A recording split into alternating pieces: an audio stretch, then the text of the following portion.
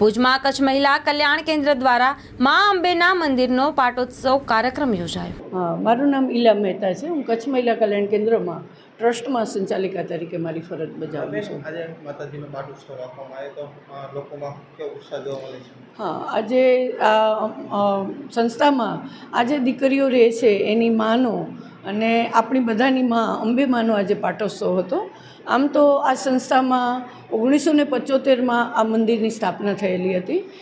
માની મૂર્તિ એ જ છે, એમાં માના આપણે જે એના વાઘા શણગાર જે કરવાનું હોય એ કર્યું હતું અને મંદિરનો જે મેઇન જે છે પરિસર એ એકદમ જીર્ણોદ્ધાર થઈ ગયેલો હતો, જેથી દાતાશ્રી સુરજપરના અમને મળ્યા અને અમે એનો જીર્ણોદ્ધાર ફરીથી કરાવ્યો અને ગયા વર્ષે અમે માને પાછા એ જ મંદિર નિજ મંદિરમાં એનું પુનઃસ્થાપન કર્યું અને આજે એને 1 વર્ષ પૂરું થયું, એટલે આજે અમે માતાજીનો પાટોત્સવ આજે ઉજવ્યો છે, જેમાં આપણા જે કેનિયાના વતની સુરજપરના પરબતભાઈ વેકરિયા, તેમના મિસિસ કાંતાબેન, એમના મધર અને એમના સુરજપરના બધા ફેમિલી લોકો જે લગભગ સુરત પર લગભગ 150 માણસ જેવા આજે એ લોકો ઇન્વાઇટ હતા અહીંયા સંસ્થામાં।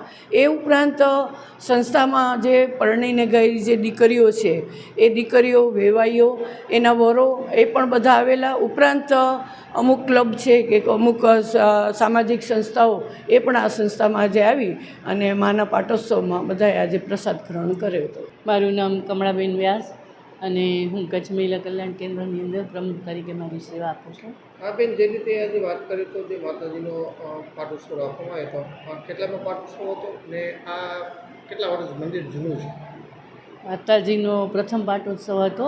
આમ તો 1975માં મંદિર બનાવેલું હતું, પણ સમય જતાં મંદિર જર્જરિત થતું ગયું અને અમે દાતા પાસે ટેલ નાખી અને એમણે ગયા વર્ષે એટલે 2023માં મંદિરનું જીર્ણોદ્ધાર કરાવી આપી અને અમને સુપ્રત કર્યું।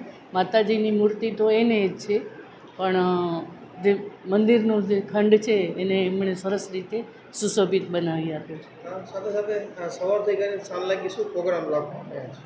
આજે સવારથી કરી અને સવારે એટલે જે પરબતભાઈ વેકરિયા છે, જેણે આ અમને દાતા છે, એણે એના તરફથી આખો આ પ્રોગ્રામ સવારનો જે બધો હતો હવનનો એ, અને પોતે અત્યારે લંડનથી કચ્છ આવ્યા હતા અને આમ તો 14 તારીખ અમારા માટે હતી, પણ એમને એક આગ્રહ હતો કે જો 2 દિવસ તમે પાછળ આવો તો એ અમે એ લાભ લઈ શકીએ અને જ્યારે દાતા કહે ત્યારે દાતાની વિનંતીને માન રાખી અને અમે 14ના બદલે 16 તારીખ રાખી અને આજે હવનનો આખો પ્રોગ્રામ કર્યો અને લગભગ 400 જેટલા બધા પરિવારો, દીકરીઓ, જમાઈઓ, એનો પરિવાર અને અન્ય સંસ્થાઓ અને હરજીભાઈ કહેવાય ને પરબતભાઈનો પરિવાર જે સુરજપર ગામ છે એનામાંથી પણ બધા આવી અને માતાજીનો પ્રસાદ લીધો। આ હવનમાં કેટલા લોકો બેઠા હતા? હવનમાં પરબતભાઈ અને એના પત્ની એ બે બેઠા હતા અને એના માતાજી હતા સાથે।